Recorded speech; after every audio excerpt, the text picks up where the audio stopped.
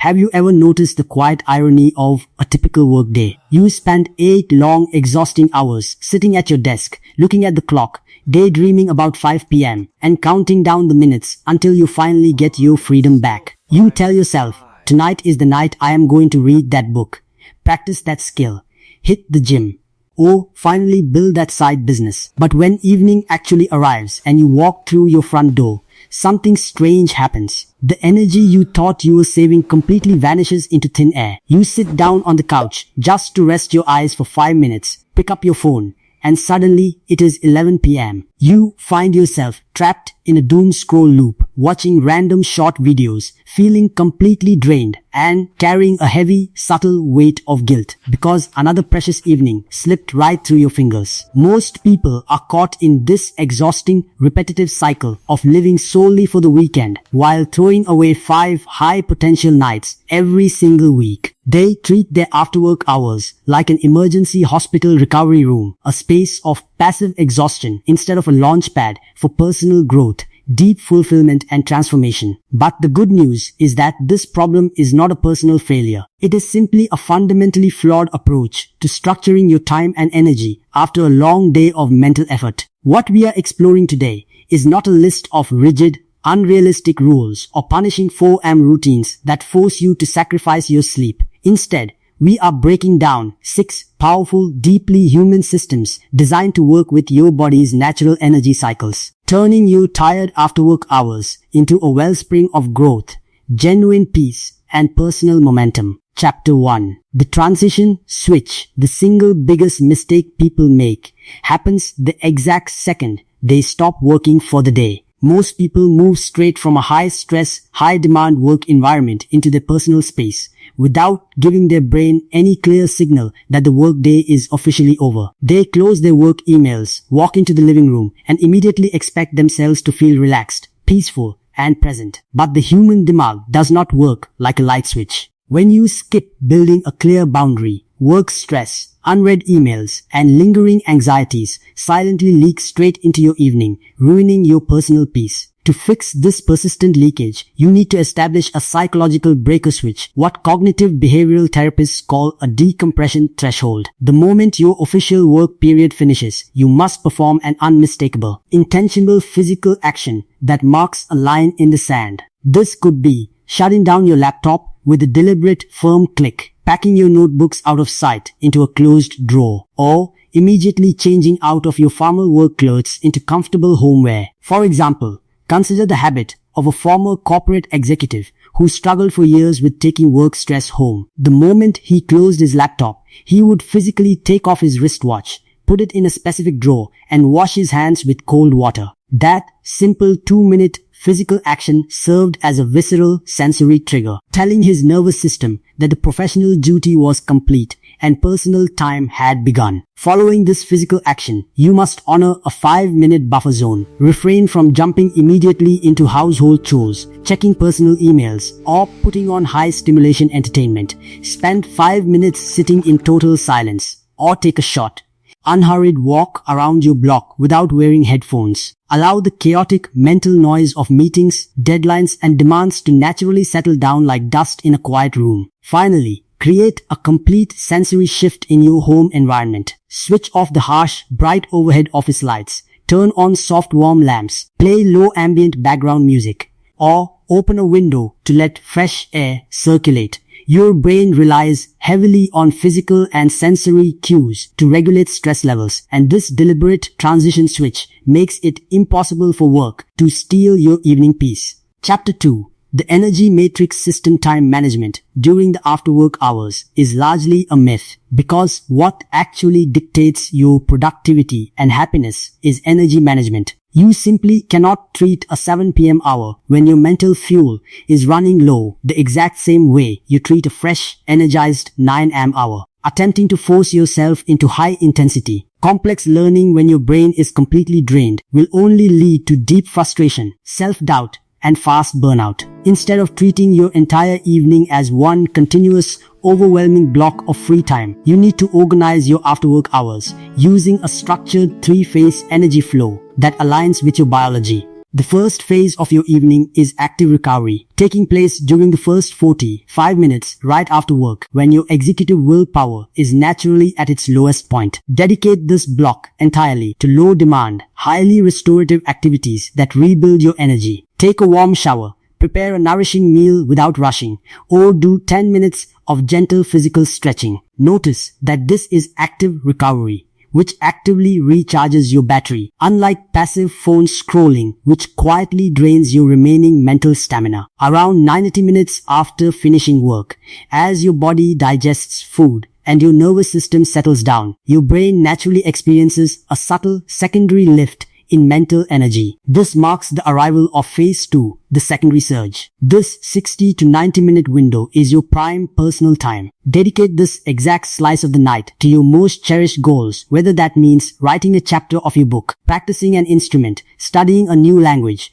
or building a side project. Think of a software engineer who used this exact window to learn music production. Instead of trying to compose music immediately at 5:30 p.m. when he was exhausted, he rested first and used his natural 7:30 p.m. energy surge to compose for just 1 hour, making more progress in 3 months than he had in 3 years. Lastly, as your core body temperature begins to drop in the late hours, transition into phase 3, the winding down descent. Shift all activities to low stimulation, zero demand tasks like light conversation with loved ones, calm reading, journaling, or listening to relaxing audio, guiding your mind naturally to a deep restorative sleep. Chapter 3. Strategic digital friction. Your smartphone is not inherently evil, but it is an insanely powerful device engineered by world-class software developers, specifically designed to hijack your evening focus. It feeds directly on your depleted decision-making power when you are tired at the end of the day. Attempting to fight infinite scrolling, personalized recommendation algorithms, and variable dopamine rewards using pure willpower alone is a losing battle that almost everyone loses. To reclaim your evening freedom, you must replace willpower with deliberate mechanical friction that interrupts your automatic reflexes. Start by targeting the 2 most dangerous windows of the night: the transition into sleep and the moment you wake up. Establish a non-negotiable rule of charging your smartphone completely outside your bedroom, such as on the kitchen counter, and replace its function with a basic standalone alarm clock. Consider the story of a graphic designer who struggled with late-night scrolling for years. The simple act of moving her charger to the hallway instantly reclaimed an hour and a half of her night, replacing restless screen time with deep reading and better sleep quality. To curb mindless daytime and evening app usage, change your phone's display settings to grayscale mode. Removing bright, vibrant visual rewards instantly makes social media feeds look boring and unstimulating to your brain. Additionally, log out of your favorite social media accounts after each session and set up long, complex passwords that you have to type out manually every single time you want to open them. That extra 15 seconds of effort creates a vital mental pause, forcing your brain to ask, do I actually want to open this right now? Or am I just bored? Furthermore, apply this physical friction to home entertainment by placing TV remotes inside a closed drawer or behind a book after every single use, turning a mindless button press into a conscious, intentional choice. Most importantly,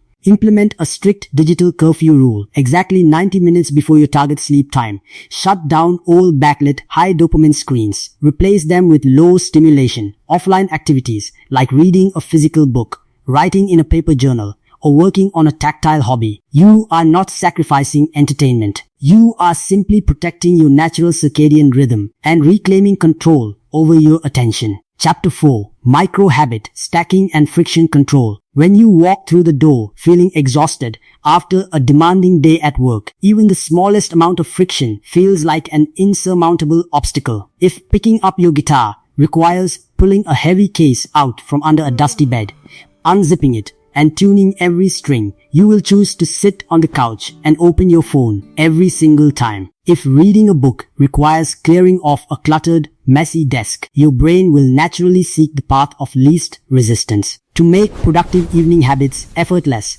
you must systematically eliminate initiative friction by preparing your physical environment far in advance. If you plan to read for 30 minutes tonight, lay your book wide open on your bed pillow or sitting directly on your favorite chair before you leave for work in the morning. If you plan to work out or go for a run after work, lay out your running shoes, gym clothes, and water bottle directly in the middle of your floor, so they are the first things you see when you arrive home. By reducing the activation energy required to start a good habit down to absolute zero, you remove the need for mental motivation. Once your environment is set up, combine it with a technique called micro-habit stacking. This strategy involves anchoring a tiny, almost ridiculously small new action directly onto an existing automatic daily habit that you already perform without thinking. The core formula is simple. After I will immediately. For example, tell yourself, after I put my dinner plate in the kitchen sink, I will immediately open my language learning book and read just one single sentence. Or, after I change out of my work clothes, I will immediately roll out my yoga mat and do 2 minutes of light stretching.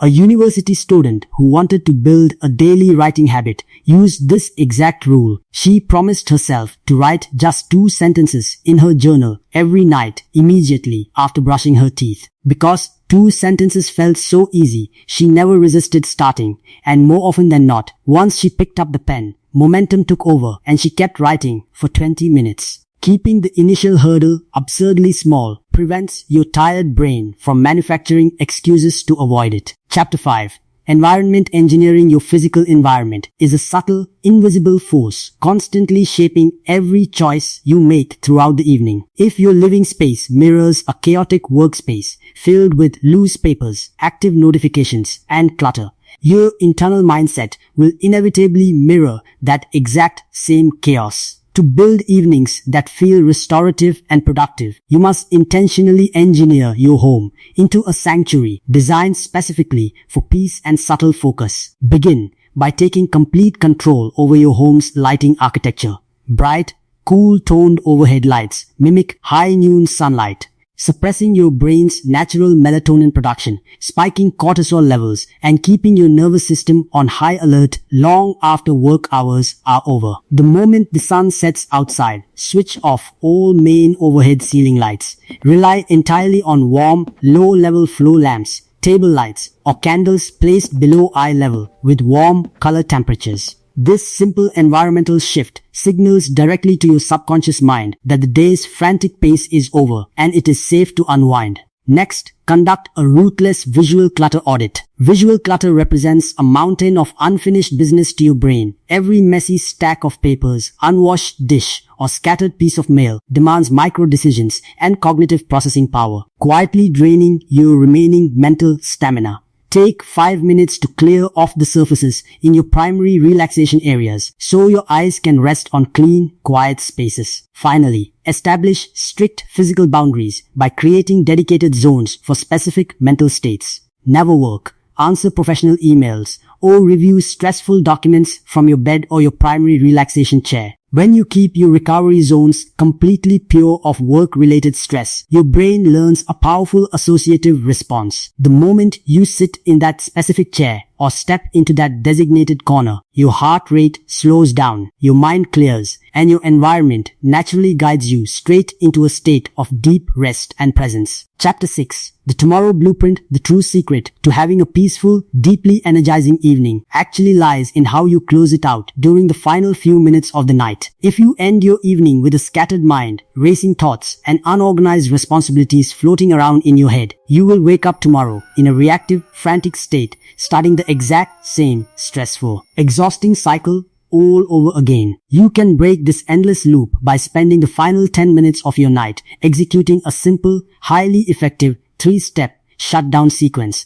that sets your future self up for seamless success. Step 1 is performing a complete brain dump. Take a physical notebook and write down every floating thought, pending task, stray idea, or lingering worry currently sitting in your head. Do not worry about neat organization or perfect handwriting. Simply transfer the mental burden out of your brain and onto the paper. Psychological studies show that writing down uncompleted tasks drastically reduces cognitive intrusive thoughts, allowing your brain to fully relax. Step 2 is selecting your non-negotiable priority. Look at your list and pick exactly one major task that matters most for tomorrow. Not 10 overwhelming tasks, just one primary objective. Write it down clearly on a sticky note and place it right where you will see it in the morning. When you wake up knowing your exact top priority, you eliminate morning decision fatigue before it even starts. Step 3 is a 3-minute space reset.